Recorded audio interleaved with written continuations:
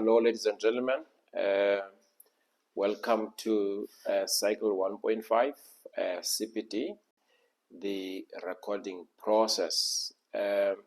We are picking up from Cycle 1.4. You'll remember from Cycle 1.4 that we spoke about two things. We spoke about the SPPSA value chain, and we also spoke about although these documents people call it a number of ways, but it's a combined reporting annexure or a combined assurance annexure. So it's called CAR. Then from that cycle 1.4 CPD, then we get to cycle 1.5 CPD. Just briefly, cycle 1.5 CPD deals with the recording process workflow. So here we understand that already in your mind you want to start a business. Now the first thing that you have to do in the recording process, we are not talking about you starting a business, what are the steps that must be followed when you started the business. We are talking about the recording process workflow. So one is the identification of accounts for income statements and the balance sheet. Remember, the statement of changes in equity is pulling from the balance sheet, and the statement of cash flows pulls from the income statement, the balance sheet, and equity. And then after that, there are notes. All right. So what I've mentioned now is the responsibility of the chartered accountant. All right. But the financial records clerk is supporting the chartered accountants with that. So once the identification of account has been sorted, then the next part of the flow on number 3 is the budgeting process, which we're gonna deal with it a little bit in a moment or two. Then once the budgeting has started at SPPSA, we encourage people to do their budget at least 2 months before the financial year end, and they close off their budget. And of course, you will see that when we are dealing with budget, that even though there is that requirement to close off the budget within 2 months before the year end, there might be items that are cropping up for you to add in your budget. Then there are sources and documents. This is the biggest problem that we're trying to solve, because people lose supporting document, people are unable to produce a supporting document, and people are unable to file supporting documents. That's what we're going to talk about in number 9 there. Then we're going to deal with transactional log, which is really a document that encapsulates all the transactions of the business. There is an example that we have here that we're going to deal with, that we're going to go through, so that as we start with volume 6, at least you are able to pick up what information must be added in your transactional log, and what are the limitations of the current transaction. Now look, I'm going to take you through that, but please bear with me. It's quite a detailed document, but I think going through it, it's really worth it. Then we go to number 6. Number 6 are journal entries and general ledger entries. Okay.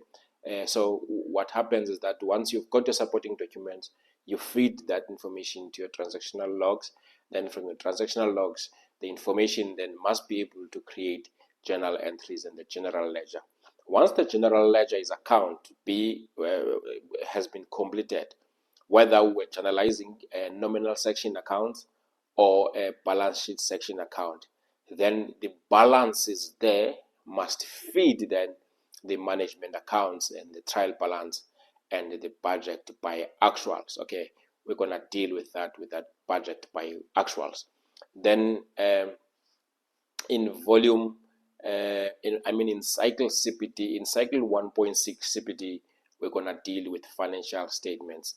Then after that, we will deal with the filing of supporting documents. Once we have dealt with that, so it's quite an interesting program. 1.5. That's what we're gonna be dealing with. I think for me, we are ready now for us to go to identification of accounts.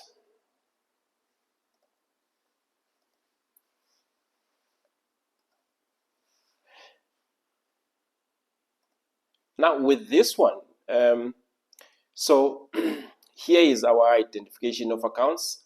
So what we're doing here is that the business now has been started. Pardon me about that. I'm just trying to raise it a little bit so that we can see. Yes, I think I'm happy with that one. So the business has been started. This is the business of Mr. Ndulini. So Mr. Ndulini has started this business. So he's trying to organize the information of the business. And for you to organize the information of the business, you must do what we call the classification of accounts. So we can say that he's naming this as the name of the GL account. So this is the name of the account in which certain monies will be recorded. And he gives the GL code there. He gives the GL code to say, in this GL code, this is what will be recorded. And what he does cleverly, so he also gives a description so that even if someone else wants to record in that account, understands exactly what that account is. All right, so let us do the disclaimer as we speak. Not all businesses are going to follow this pattern because businesses are different and they will have different sets of account. But what we're trying to triangulate here, or put emphasis on rather, is to elaborate that a business must have classes of accounts, where monies will be deposited. Okay, account 1000, he's stating there that this is the account where the income of the business will be recorded. Revenue, we will deal with revenue in volume 6 to say how to determine revenue. Cost of sales, not all entities will have cost of sales. For you to have cost of sales, you must be selling goods. If you are selling services, you are not required to have cost of sales. And he is intending to include that in GL code number 2000, and he's stating there that these are the costs of making a sale. All right, they says gross profit, okay, 3000. This is the difference between income and a cost of sales. You will see in our volume 6 when we determine the cost of sales, how the cost of sales are being determined there. All right, immediately after that, I can see that this company doesn't have other income. Otherwise, if you've got what we call other income, you can always put it here and say other income. Okay, when you have items other than your main revenue. All right, so you can include, say, and says other income excluding the main revenue. In other words, things like dividends, interest income, sale of assets, interest from the bank for maintaining a bank balance. You can include it there. Can you see this person is trying to, by all means, trying to group that information there? Gross income, okay? Gross income is the difference between income and sales. Which income? 1000 and 2000. Okay, so between so you won't be including 1001 when you're determining your gross profit. Okay, all right, so we go to expenditure. He says here, this is the amount of all medication supplied to clients. Okay, I think Mr. Ndulin here is operating as a general practitioner, a medical general practitioner. Okay, so he's saying all the expenses relating to clients and running the business are gonna be included in this account 4000. Okay, so you know your business better. It might be a different business altogether. He starts by salaries and wages. He's saying cash component. This is the amount paid to employees of the business. I'm not sure why is he saying cash component there. Perhaps I would say cash and credit component. In other words, remember, an expense is not only the money that you have paid cash, also the money that you owe to the money that you owe to the employees should also get in here. I think the difference here, what we should state is that all the expenses relating to salaries and wages employees, they are going to be getting in this account, whether paid or not. Okay, wages and salaries. Remember, we're going to talk about UIF when you have employed someone. He has got a separate account for that one. Then he has got salaries and wages, the COIDA, insurance. Department of Labor requires that employees must pay an employment insurance on behalf of their client, on behalf of their employees. So he's saying he's going to put that on account 4003. Director's remuneration, as far as I understand, Mr. Ndulini is the only director so far, so that's where he will put the amount that is paid there. All right, so you will see when we're dealing with employees what are the requirements for all these accounts. All right, so there are also taxation situation problems that will arise there. Okay, Mr. Ndulini is clever. He understands that he might want the services of an accounting officer or an accountant. So when that time comes, he will include the money in account 4005, and he states that these are the expenses incurred for using accountants of the firm. Okay, he's also saying general expenses. General expenses must be treated with care.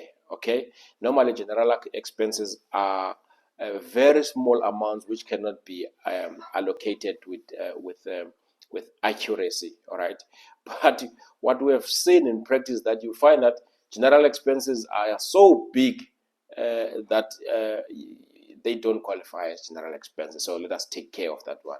So we're gonna note that. I'm gonna highlight that one, those general expenses there, to say this one needs some form of attention. So I'm gonna highlight that one over there.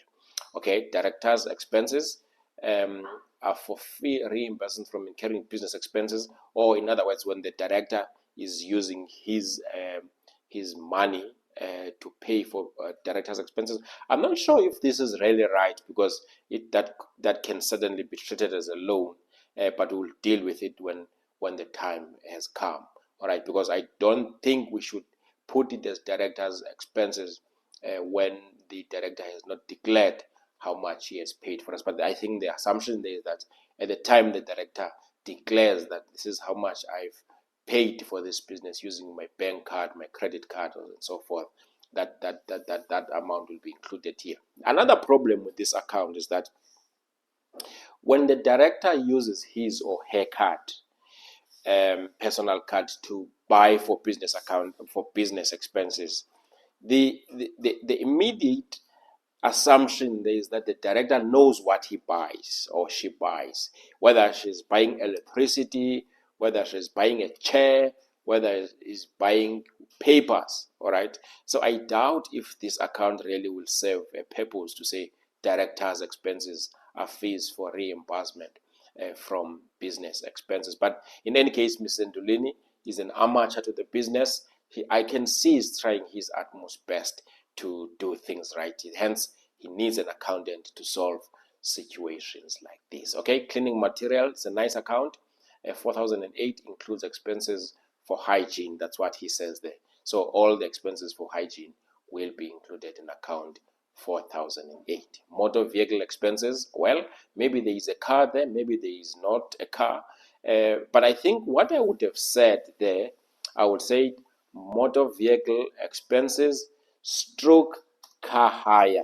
In other words, so if I put stroke car hire there, then it means that all the motor vehicle expenses will be included in account 4009. These are expenses incurred for cleaning the business. Okay, I think the narration there is wrong.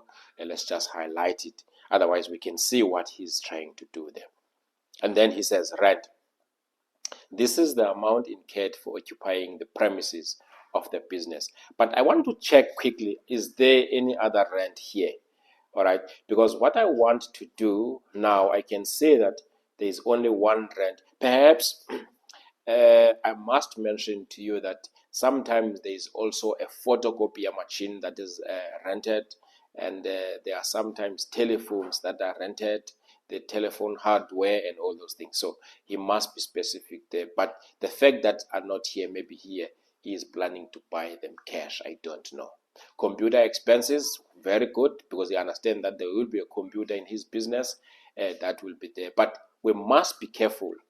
Computer expenses should exclude depreciation, and they must exclude repairs, and they must exclude impairment there. But look at his definition. He says includes expenses related to computer expenses. I like what he's doing there. Okay, he says water and electricity. There are expenses incurred for purchasing electricity, maybe, and water. But I just want to mention here, because he's mentioning an important item here. He's saying on the rent. So what we're picking up is that he intends renting premises from the lessor. Now, he comes on and he says water and electricity. So the assumption that we have here is that in the rental for the premises, that rental amount will exclude water and electricity, which is somehow strange, because if the lessor is paying property rates at the local municipality, we understand those rates to include water as well. I understand that electricity on its own can be a standalone. The lessee, that is Mr. Ndulini, can buy the electricity for the business, but I'm not seeing him also paying water. But of course, we don't know how the lease contract has been structured. But as an accountant, as a business person, those are the things that you should be dealing with. He says here, printing and stationery, account 4013, there are expenses incurred for printing and buying stationery, so papers, ball pens, and all those things. You will see this is a very interesting account. I just want to highlight this account.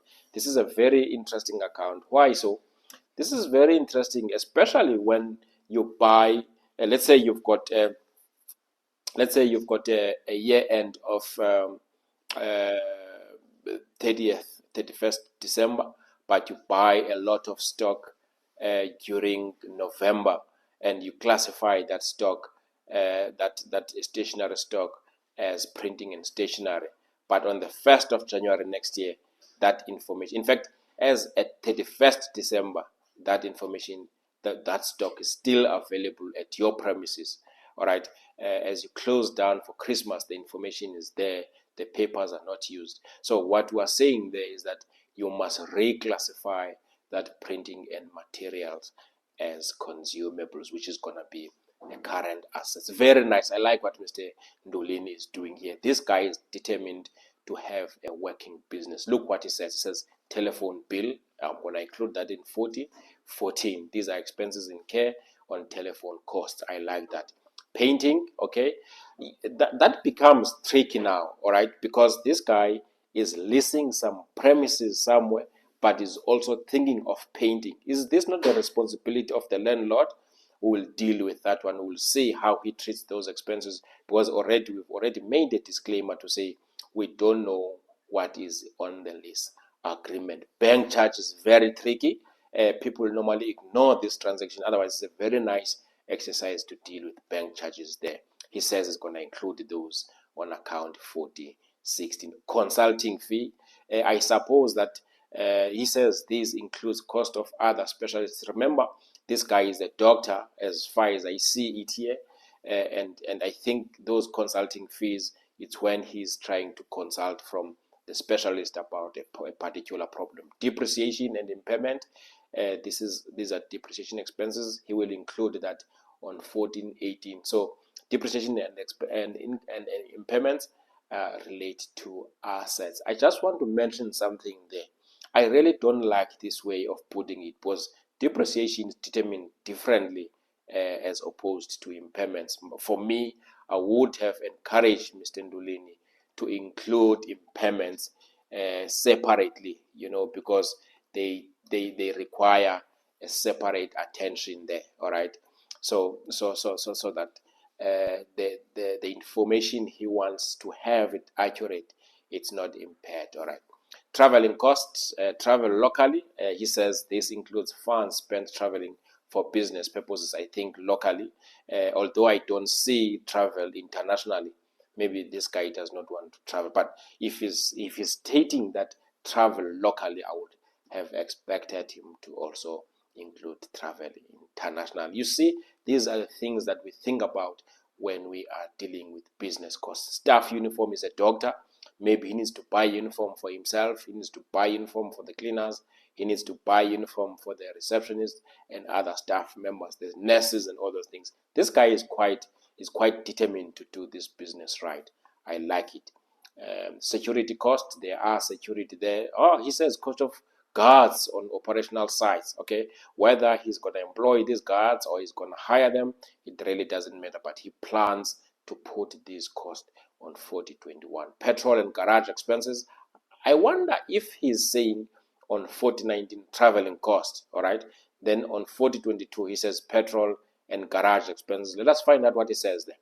These are expenses incurred for operating the owner's car for work purposes. Oh, wow. Then we understand that, of course, these are different purposes. But what if he travels with the owner's car and is traveling locally for business purposes? I think there's a clash between those accounts, which still needs to be clarified. I'm going to highlight that so that when we have a session with Mr. Ndulini, at least that has been ironed out. Okay, refreshments.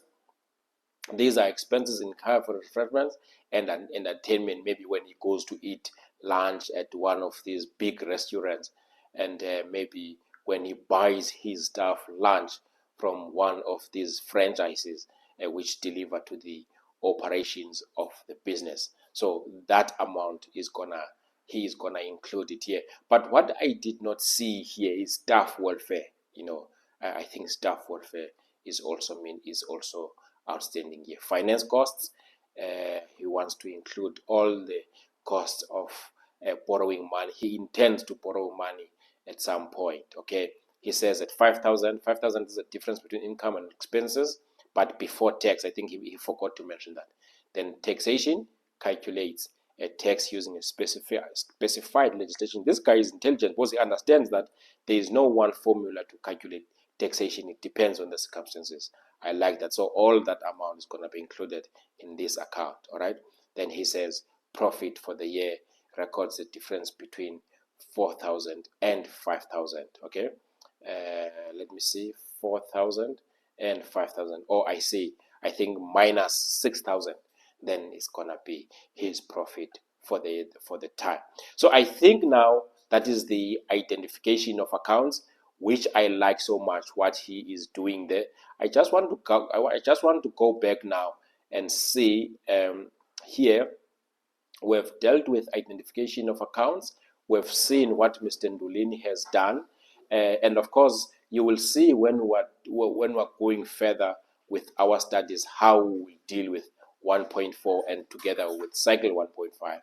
Now let us go to number 3, that is the budgeting process. All right, now let us go to the budgeting process there to deal with it. Okay, now he is satisfied that he's okay with his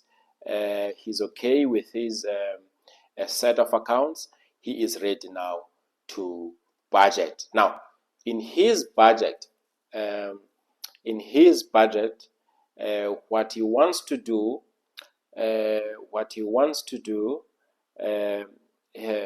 he's stating the account number to say here is the account number on the side. He says part A, income and expenditure.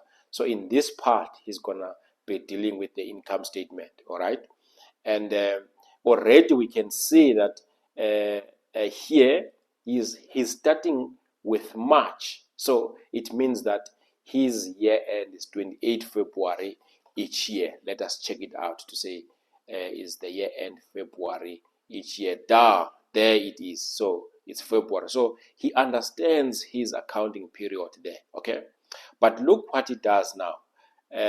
He has refined his accounts. You see, can you see now he has got accounting fees, advertising fees, bank charges, computer expenses, consulting, and legal fees, employee costs, salaries. He's no longer saying cash component or what. This guy is clever.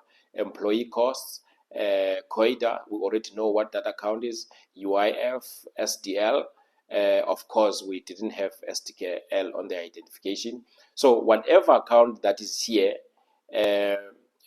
but is not here, it must be added back so that we understand, so that there is some form of agreement between these two accounts over there. Okay, I'm sorry, I'm just trying to zoom it out a little bit. There you go. Yeah. Okay. So what else does he have? Entertainment and refreshments, we have seen that. Uniform, we have seen it. Fuel, repairs and maintenance. So repairs and maintenance must also go back that side, so that on number one here, so that we were sure of the completeness of the identification of account. So there must be no account in 2.1 that is not in number one, and there must be no account that is number one that is not in 2.1. Directors remuneration, okay, we talked about that. Car hire, office rentals, okay, it's just a name difference here. Water and electricity, we already talked about that. Postage, wow, yeah, that's great. Postage, sometimes I've seen people including postage on printing and stationery there, but here he found it necessary to separate postage. I wonder what type of things he posts, considering that he's a medical doctor. Maybe blood samples, I don't know. Security cost, we have seen it. Telephone, we've seen traveling and accommodation. I think now that has been expanded more. Traveling is going to include accommodation, but what we did not see here are garage expenses. I think now he reconsidered it and put it there. That's good. Impairment, wow, that's good. Impairment has been separated away from depreciation. I like that. Wi-Fi expenses, he has included those as well. Business expenses, he has included that one. Then finance costs, they are there, and there is taxation. Wow, that is good. So this budget is done 2 months before the year end, so you're gonna put all the amounts for this and say, okay, this is what I'm budgeting to incur for each of these expenses. This is what I'm gonna incur in March. Okay, when I start the business, this is what I'm gonna do. This is how much I'm gonna spend, and so forth. But I just want to emphasize that during budget, you don't put anything on actual. There's nothing that you're going to put on actual. All right. And also, I must emphasize that we can only budget for. So what I normally say is that people must budget for for March, then they just increase the budget or decrease it with a reasonable amount for April, May, June, July, and August, and the budget for the year is done. All right, so that's what is gonna happen there. So the budget has been done, and once the budget has been done, it means that all columns with red highlighted amounts will all be filled. For April, for May, for June, for July, for August, for September, for October, for November, for December, for January, for February. Then after February, we add all the months to this calculation here. Can you see the totals there? It is adding all the months there. Then at the end, we should be able to calculate the profit before tax for each month, but we don't have to calculate a tax, and then we calculate the profit for the year. All right, I mean for the month, for all of those months. Okay, then he's gonna do the same thing for what you call, sorry for that, he's gonna do the same thing for the balance sheet. That's what he's gonna do for the balance sheet, is the same thing. For assets, is he planning to buy furniture, or is he planning? So if he's planning to buy furniture, all right, he needs to expand here. He needs to expand here and say what type of office furniture he's gonna buy, then he puts an amount there. Then if he's also planning to sell or to dispose, then the amount will be negative here. Otherwise, everything else is the same going down there. Okay, so if we look at it closely, we'll find that he has got non-current assets, office furniture and office equipment, and we'll deal with the difference between the two when we're dealing with the assets. Okay, these are total tangible assets. The amount is going to be there, the total. Then he has got non-current financial assets.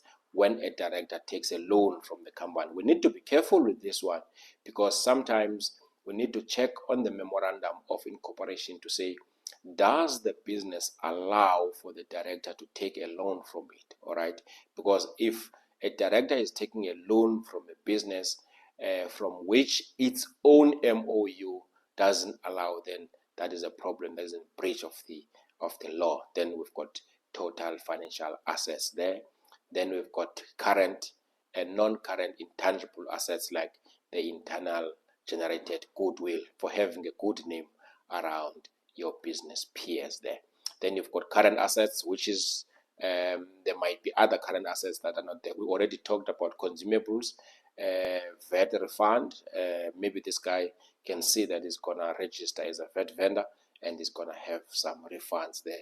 Then director's loan, how much, what is the agreement of payment, how much is paid during the year, how much is gonna be paid over time there. Okay, cash and cash equivalents. I like to separate cash and cash equivalents from petty cash. All right, petty cash must have its own separate item here, but I understand that some of the accountants like to show that in a form of notes.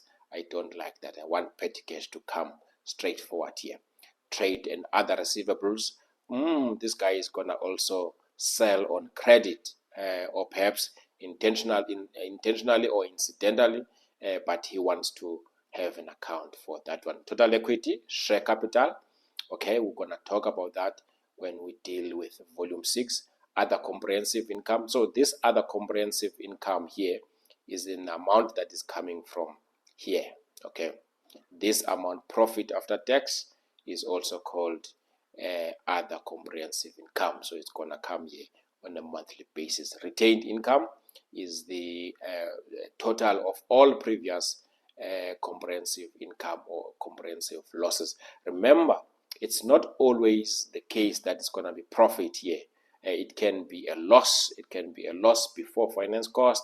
It can be a loss before taxation. It can be a loss after tax. All right, so when we come here, we might have other comprehensive loss, or we might have other comprehensive income. Okay, I just want to highlight that so that you don't forget that part. Okay, all right. So as we move on there, retained income or retained loss will change over time depending on how much income and losses you are making over time and over the months. Then you've got liabilities, long-term liability. The business is owing someone on a long term. Maybe the business buys a car or buys a rental machine on credit, and all those things is going to be included here. Or he buys furniture on credit, that is going to be included here. Tax liability, there's a possibility on a monthly basis. VAT liability, there's a possibility also there. UIF when it's not paid, SDL when it's not paid, pay as you earn when it is not yet paid. COIDA will always be paid in the following year, so it's always an accrual for the current year. Bank overdraft, very important, it's going to be included there. Maybe there are other items like accruals and all those things. This guy is clever. He's trying to get everything right. He has budgeted for. So, of course, here we write only the red for budgeting purposes. Then, so a budget guides you throughout the financial year to say, oh, this is what I planned, and also that. So what I like to do when I'm doing a budget, I always write reasons, all right, so that I remember why an amount is there, all right, because amounts are not just put there. So I write reasons for that budget. So I think what we have missed here in this column for budget are the reasons, but it's something that can still be done. Then after that, we've got a total of equity and liabilities. I just want now to go and check on our document to see what is there. All right, the budgeting process is done. It's a budgeting process is quite a long process, and it needs a sober person, a very determined person, a patient person, someone who's not gonna just do something and finish it. All right, so it's a very disciplined exercise. After it you are so tired and all that. So source documents. So why in source document? Perhaps let me talk about source documents in the next recording there. So source documents are all the documents that you are getting from your purchases, from your suppliers. When you go to one of these shops to buy, you must ask for a slip and so forth and so forth. And when you buy petrol from garage, I must state that a bank statement is not a source document. A bank statement is not a source document, but a bank statement is a collection of all income and expenses, but it's not a source document. All right. Okay. So when you have time, you'll read that part about a source document. But that is not all what we are saying. It's important about source document, but I'm sure it's something that you'll be interested to go through it. So let us check what is the next thing to do there. So what we can do now is to say let us go and do the transactional log. So a transactional log is a document that is done to capture quite a lot of it captures a lot of transactions, I must say. So I think before we can start going to the transactional log, perhaps let me start with and for us to view the Excel on what our accounts are. You will remember that we had revenue, which was 1,000, cost of sales, other income, gross profit, expenditure. We had wages, UIF, wages, COIDA, director's remuneration, and we had, accounting fees, general expenses, director's expenses, which we talked a lot about them. Then we had cleaning material, just the explanation that needs to be changed there.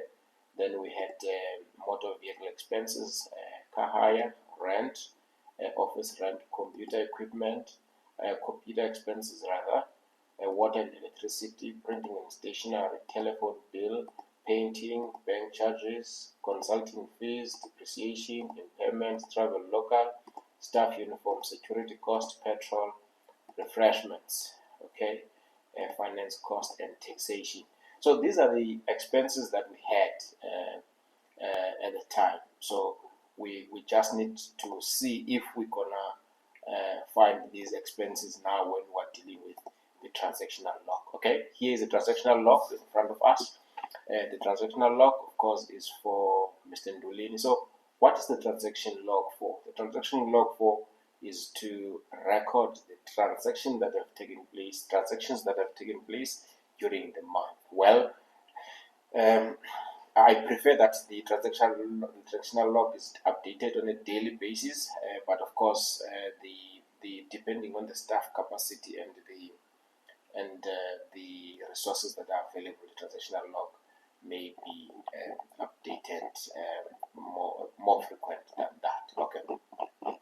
So the transactional log is gonna have the name of the entity on top, and it's gonna state that this is a transactional log. So this is the entity that we are dealing with in the Ndulini Pty Ltd, and of course the transactional log is done for purposes of management accounts. The transactional log is done for the month of April, and so calendar month is April, and April is the fourth month of the calendar. How do we know that? January, February, March, April. All right. Then for the year end, April is number 2 because the year end ends on the February. So March, April. So April is number 2. Category is the taker.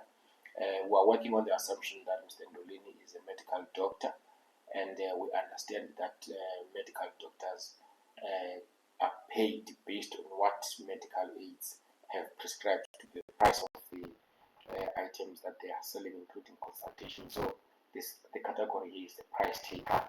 The other category is called the price giver.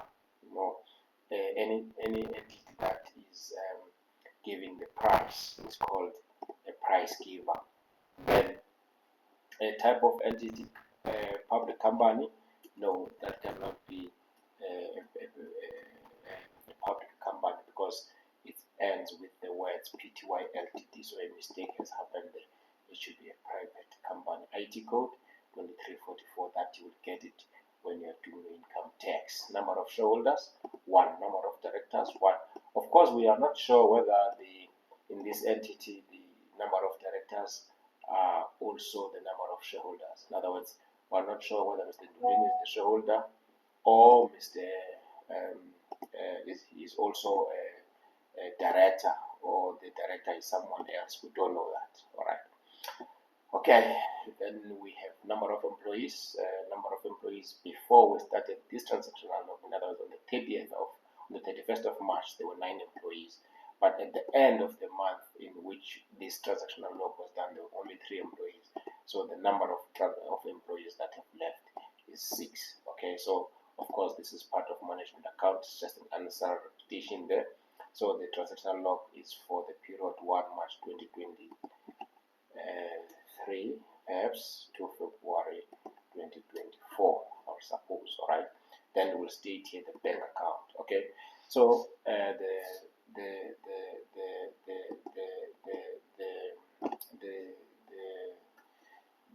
the banks for this business are UBanks.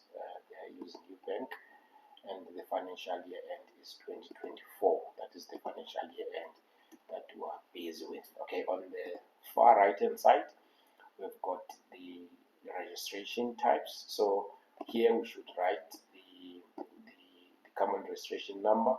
Then if the company is registered for CF, Department of Labor, it will write it here. So the CF is the registration number that would mean that the company, in the case the employee is injured at work or dies at work, and so forth, the UIF, the Department of Labor will be able to pay for that amount for the employee. Then the income tax number here. So the income tax number, it's both the ITR12 and the IR pay 06. Then here it's pay as UN, and here is value added tax, here is UIF, here is STL, then SARS code. So the SARS source code could be 2311 as well, depending on what the return is there. Then on the top of it, we get the date. So all the dates in April are going to be included here. Then we have opening balance from the bank statement. That is the bank statement there. Okay, then we've got transactions. So all the transactions are going to be recorded here. Okay, you need to go to 1.3 to find out how are we going to determine these ones. But of course, as we go on, we're going to show you how we're going to do that. So what is the amount of the transaction? What is the name of the accounting item? As we mentioned here, what will be the name of the accounting item there? Then the type of the item, then the nature of the transaction. Okay, then is the transaction vetable or not? Yes or no? And not vetable here. Then the explanation. I think the explanation will happen when the item is not vetable, yet there is a vet registration number here. So we need to take care of that. So let us just go through the transactions that are going to be going to our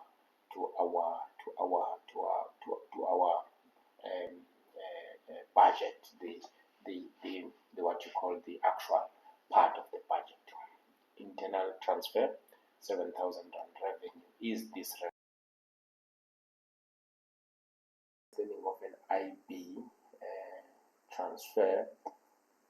Sorry, I think here we just need to understand whether this IB means immediate bank transfer, immediate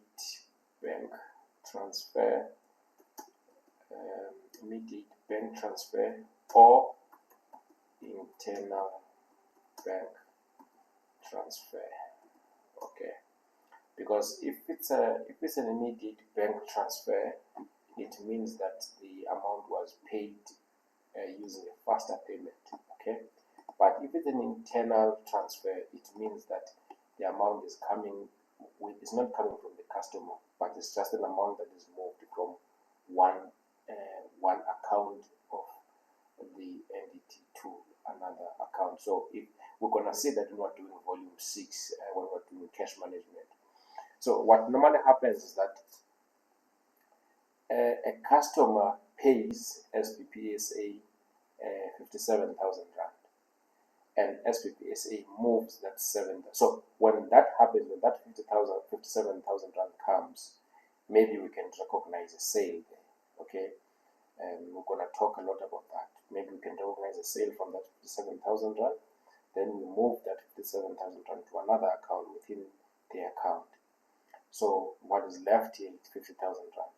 But as month goes on, we realize that we need more cash. So we move this 7,000 rand up again. And most accountants, they will record that 7,000 rand as revenue again.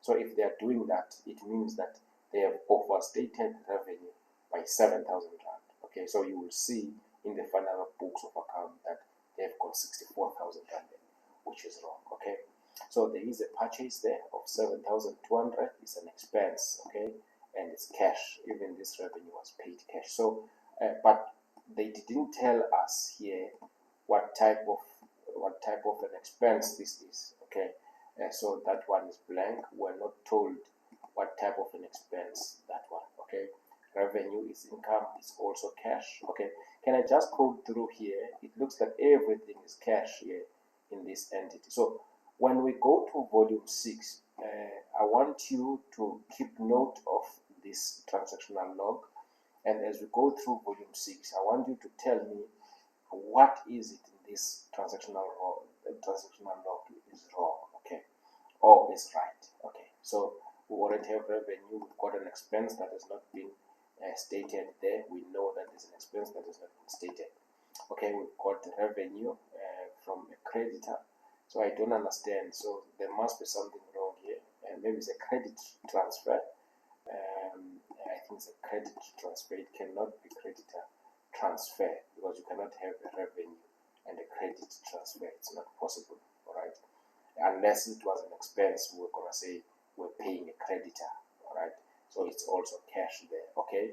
At least we now have refreshments, which is one of the accounts there.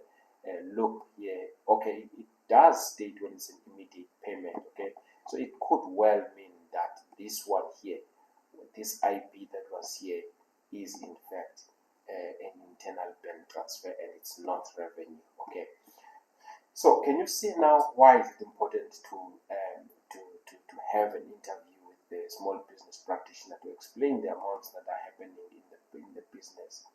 And I think the sooner this engagement with the small business practitioner happens, the better. Because if you wait up until month end, he might have forgotten about where this 7,000 rand is coming from or not. So that is, but there are banks that are very accurate, that are showing that this is a bank transfer, an internal bank transfer, or an external payment from someone else. Okay, so we can see refreshments. We can see here that there are expenses that have not been explained as well. What are these expenses for? It's not known. Okay, they're gonna give us problems. But if really substances come to push, we can give these to general expenses. And but before we do that, we will of course consider whether we have supporting documents for these amounts as well. Okay. So far, I have not seen anything other than cash, and I have not seen any accrual. Yeah, that's why I have not seen any accrual in this transactional log. Okay, credit transfer revenue again. So we're right to call that credit transfer. So it's a credit transfer as well. So okay, so we are also seeing refreshment. There are a number of refreshments here. Maybe the owner of the company is buying for clients, I would suppose, or is buying for staff members. Then we need to understand. Of course, we already mentioned that this entity does not have an account called staff welfare. Okay, so there's going to be a lot that is coming from refreshments to refreshments account. But what needs to be done is just for us to understand that that is refreshments. Okay, salaries. Then this IB transfer really could mean that as well. It's a faster payment. Okay, because you cannot move amounts from your account to the main account and you call those salaries. Okay, but here is the trick. Okay, no, you cannot do that. Okay, card transfer, refreshments. Then you've got insurance here again. Then you've got fuel and garage expenses. Okay, and then you've got insurance again here. Okay, so you've got interest on overdraft here, which is an important account. I didn't see anything that was talking about interest on overdraft on that schedule of hours. I only saw finance cost.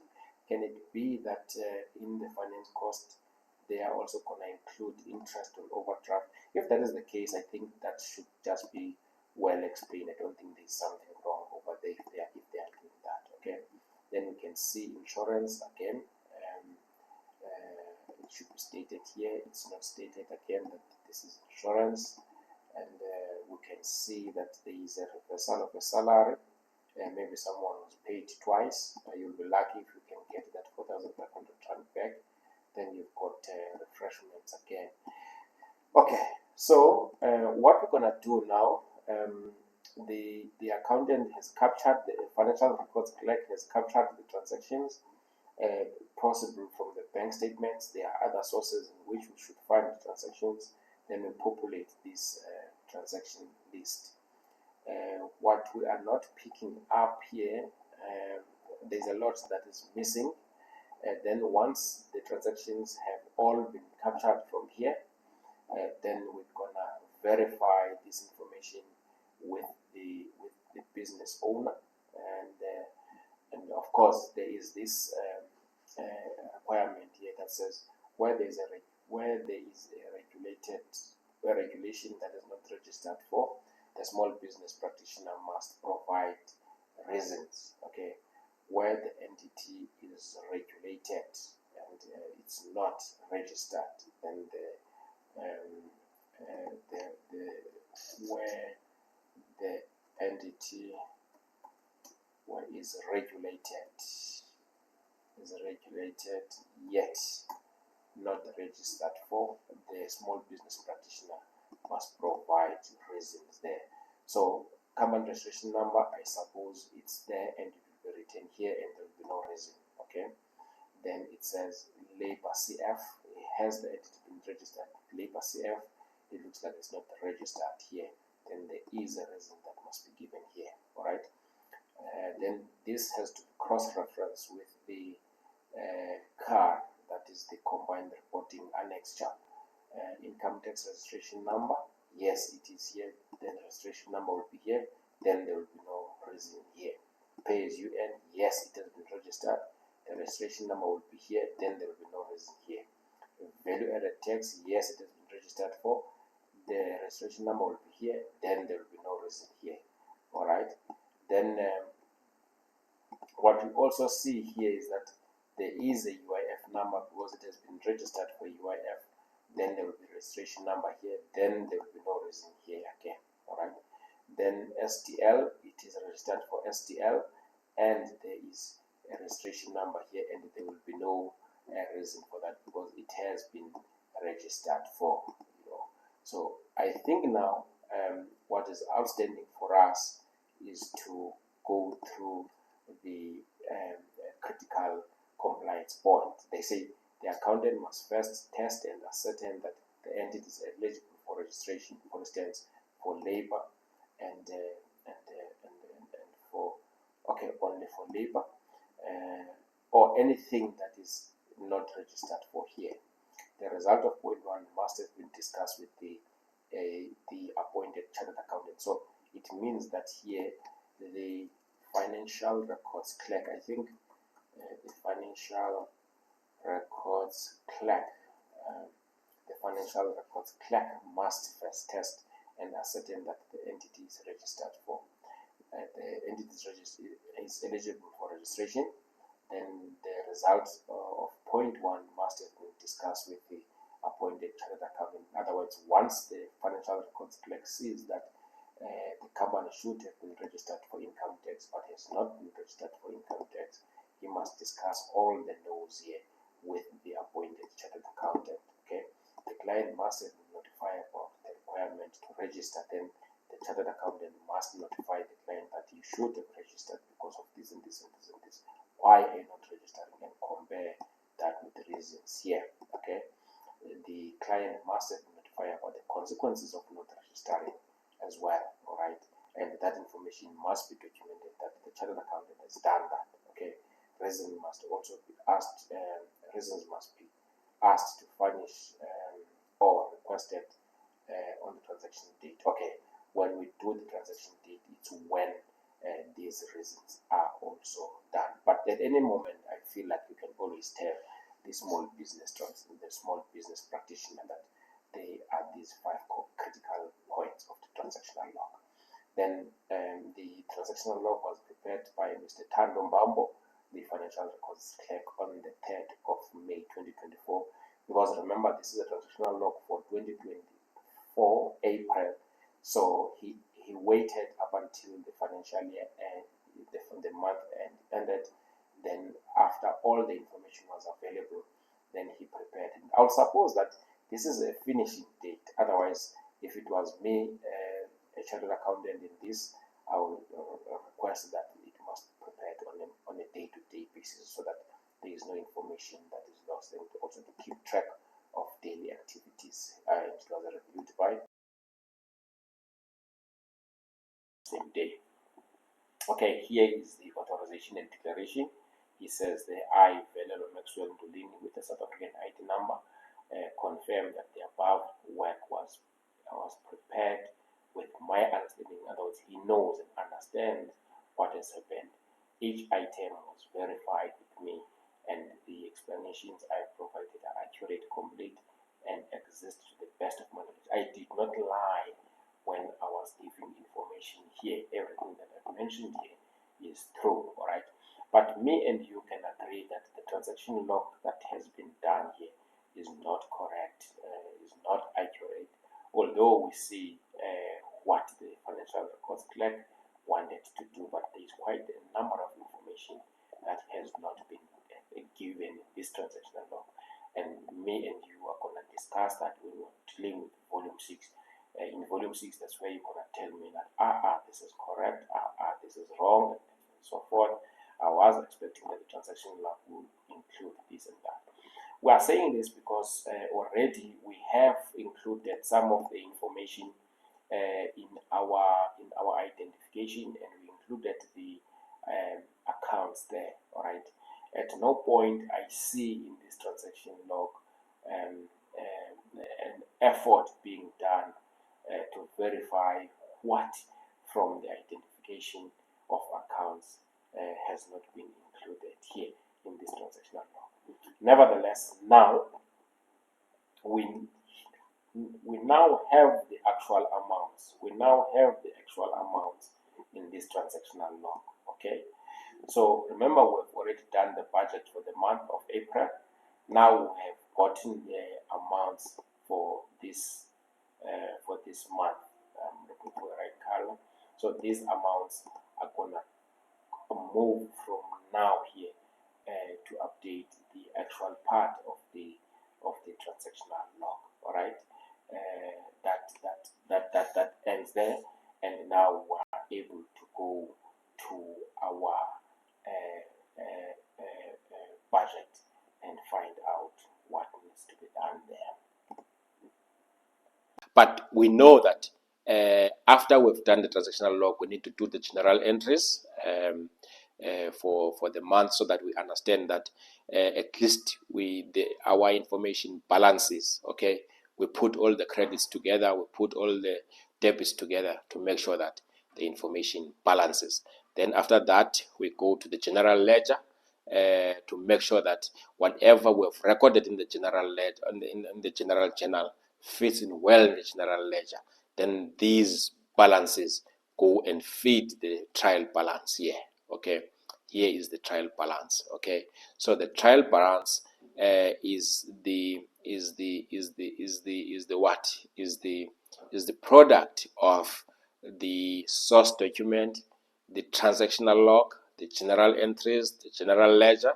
Then you get to the trial balance. Then the GL must feed the trial balance and the management accounts at the same time. So the management accounts records all the actuals. You can see now how much we have made for March. Okay, March we have made, okay, this is for last year. Don't worry about this. This is for last year. It's for comparative purposes. So for March we have made 218,000 rand. Okay, look, on accounting fees, we only paid 1,250. For March, bank charges were 895. Okay, depreciation, there must be a lot of assets here. They are eating from our revenue, 166,000. All right. Then employee costs, there are quite a number of employees, 18,000. This is a small business. And entertainment, 6,000. Okay, that's a lot of expenses on entertainment. Fuel, 5,200. Is this for business or is this for personal and business? The accountant needs to make sure of that. Repairs and maintenance, what did he repair?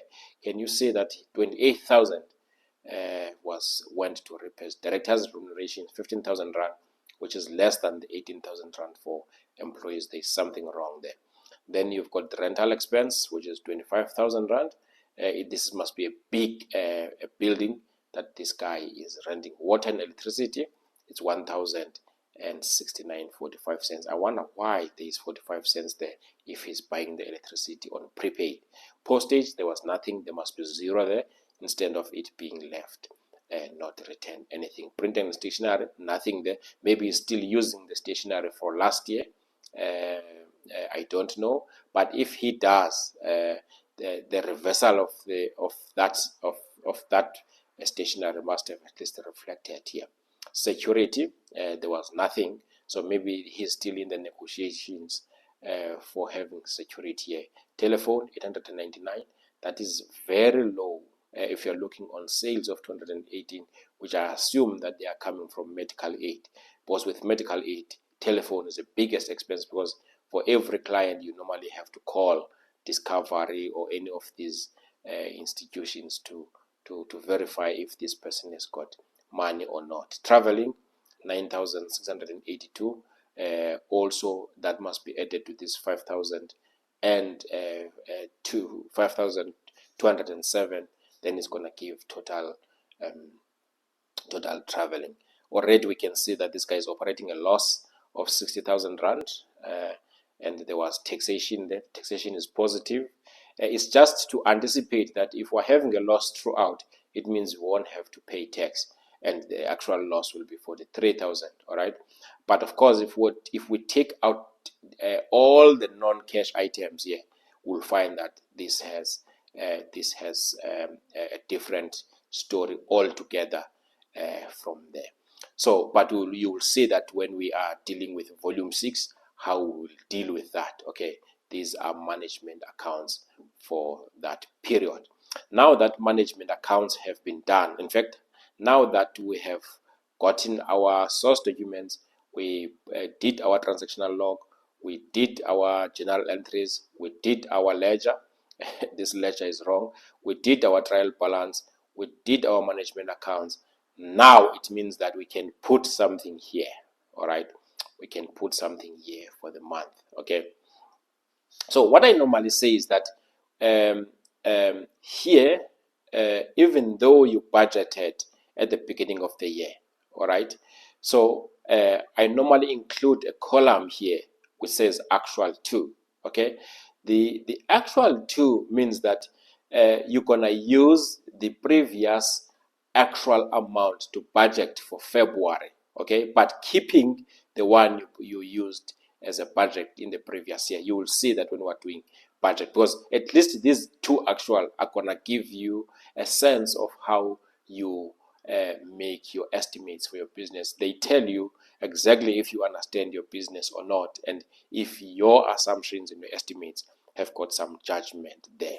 Okay, then you do the same thing for the balance sheet and so forth, so that you have a budget for the income and you've got a budget for the balance sheet, so that you have a final product there. Then after that, we're gonna do on cycle CPD 1.6, we're gonna do financial statements. Then volume 8, we're gonna do the what you call the volume 8. I think what we've missed to do is to talk about this. Let us quickly talk about this thing quickly, which we should have talked about at the beginning of the session. In this program, we have dealt with cycle 1.2 CPD, which was the introduction. Then we went to cycle 1.3 CPD, which we dealt with volume 0 and the slides related to it. Then we went to cycle 1.4 CPD, where we talked about the value chain and the combined assurance annexure, or the combined reporting annexure, which is a very standardized and a standard, where SPPSA is setting a standard there for small businesses to comply with. Then in this lecture, in this CPD rather, CPD cycle 1.5 CPD, we dealt with the workflow, then we dealt with the schedule of presentation, this one. All right, so that, ladies and gentlemen, takes care of our cycle 1.5. Then tomorrow we're going to be dealing with cycle 1.6, which is a last cycle on cycle 1, on phase 1. So cycle 1.6 is the last cycle on phase 1. So we're gonna go to phase 2. I was told that phase 2 is volume 7, that is business stakeholders, where we'll be teaching you about who are the stakeholders of the business and what they are looking for in the information that you would have produced in cycle 1.6 on the financial statements, because financial statements are produced to cover information needs of a variety of users of financial statements. Ladies and gentlemen, with that, thank you so much. My name is Kholhlatla Fuzane. See you in cycle 1.6 tomorrow.